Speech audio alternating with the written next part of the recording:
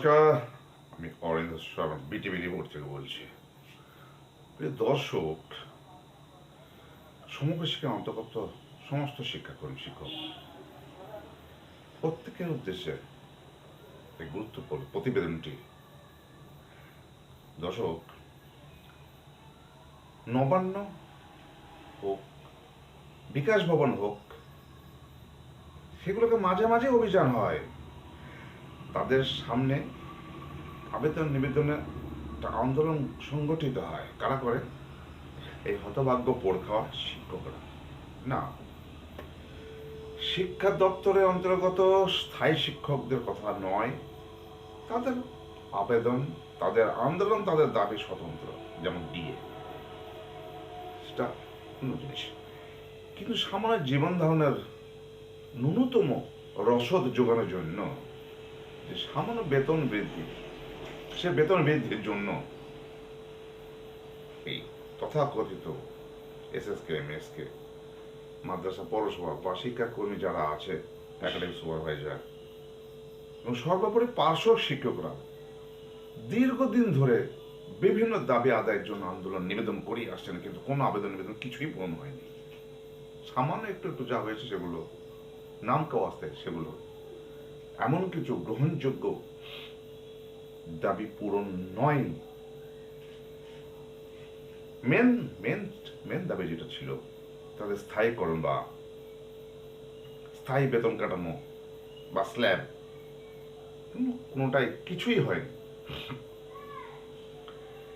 শেষ পর্যন্ত মানে কি,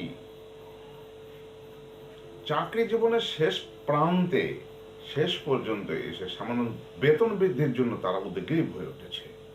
আসলে শিক্ষক সমাজটার প্রতি যদি আমি স্থায়ী শিক্ষকদের ডি আন্দোলনকে এর সঙ্গে জুড়ে দিই, তাহলে শিক্ষকদের প্রতি একটা নৈরাজ্য, একটা অবহেলা, একটা বঞ্চনা, একটা সৎ মাসুলভ দৃষ্টান্ত প্রতি মুহূর্তে পরিলক্ষিত হচ্ছে এই পশ্চিম বাংলায়, বিশেষ করে শিক্ষা ক্ষেত্রে এবং শিক্ষা ক্ষেত্রে যারা যুক্ত আছে তাদের ক্ষেত্রে। স্থানকে কেন্দ্র করে কোনো অভিযানই তো বাদ থাকলো না, রাস্তাঘাটের কোনো কেন্দ্রবিন্দু জমায়েত হতে বাদ থাকলো না। শেষ পর্যন্ত নবান্ন অভিযানও ঘটল।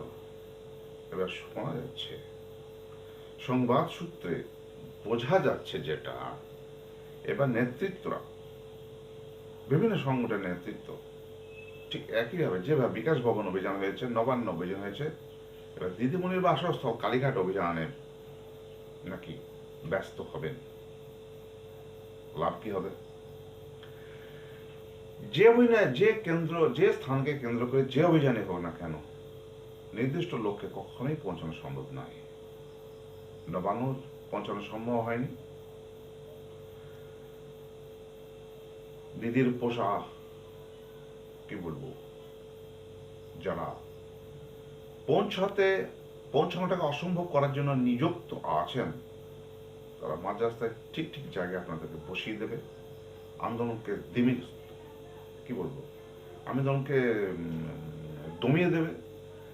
ঠিক তেমনি কালীঘাটকে কেন্দ্র করে যদি অভিযান হয়, নামই কালীঘাট অভিযান, তার অনেক আগেই কিন্তু অভিযানকে মাঝ রাস্তায় ব্যারিকেডে আটকে রাখা হবে। অর্থাৎ স্বাধীন ভারতের অবক্ত আর্তনাদ থমকে যায় ব্যারিকেডে। কোন এক বিখ্যাত কবির উক্তি এই মুহূর্তে আমার মনে পড়ছে, আক্ষরিক অর্থে তাই সেটাই ঘটে। এখন প্রশ্ন হচ্ছে, তাদের বড় বড় দাবি ছিল, শিক্ষক, প্যারা শিক্ষক বা অন্যান্য সর্বশিক্ষা সমগ্র শিক্ষা অধীনে যারা আছে প্রত্যেকেরই বড় বড় দাবি ছিল, বড় বড় স্বপ্ন ছিল, বড় বড় বেতনের, কিন্তু সেটা সম্ভব হয়নি, কারণ কোনো হবেও না। টেট যেমন বাধ্যতামূলক করছে, এখন পার্শ্ব শিক্ষকদের টেট দিতে হবে কিনা সেটা কিন্তু পরিষ্কার নয়। আমার যতটুকু ধারণা, পার্শ্ব শিক্ষকদের টেট দিতে হবে না, কারণ টেট প্রাইমারি এবং আপার প্রাইমারি জন্য প্রযুক্ত, কারণ টেট মানে কিন্তু স্থায়ী শিক্ষক। অ্যাসিস্ট্যান্ট টিচার, পূর্ণাঙ্গ বেতন কাঠামোর প্রশ্ন আসুক তোমার পার্শ্ব শিক্ষকদের যখন বেতন কাঠামো কোনোদিনই দেওয়া হবে না, এনএসকে এসএসকে কাউকেই কোনোদিনই বেতন কাঠামো যখন দেওয়া হবে না, তখন তাদের টেটও হবে না, সেটাই সম্ভব। হ্যাঁ, অনেকে প্রশ্ন তুলতে পারে, তাহলে সুপ্রিম কোর্টের রায়ে রাজ্য সরকারের ব্যবস্থাপনায় পার্শ্ব শিক্ষকদের ওডিএল মডেল ডিএএলই এর ট্রেনিং কেন করানো হলো? ট্রেনিং আর একাডেমিক কোয়ালিফিকেশন এক জিনিস নয়। আপনি একাডেমিক কোয়ালিফিকেশন না থাকলে আপনি চাকরি পাবেন না। যদি চাকরি পেয়ে যান, আপনাকে একাডেমিক কোয়ালিফিকেশন কিন্তু পরে দেখাতে হবে। কিন্তু ট্রেনিংটা অন্য জিনিস।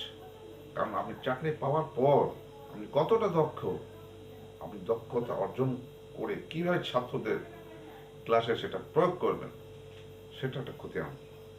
সুতরাং টেট পাস করানো বা বসানো বাধ্যতামূলক হওয়ার কথা নয়। এসএসকেএমএসের ক্ষেত্রে তো নয়, কারণ এসএসকেএমএসকে সারা ভারতবর্ষে প্রচলিত নয়। এটা পশ্চিমবঙ্গের জন্য, যেখানে অবসরের বয়স 60 নয়, 60টা আছে, 65টাই 60টা অপশন। সুতরাং তাদেরও টেটের কোনো প্রশ্ন নাই।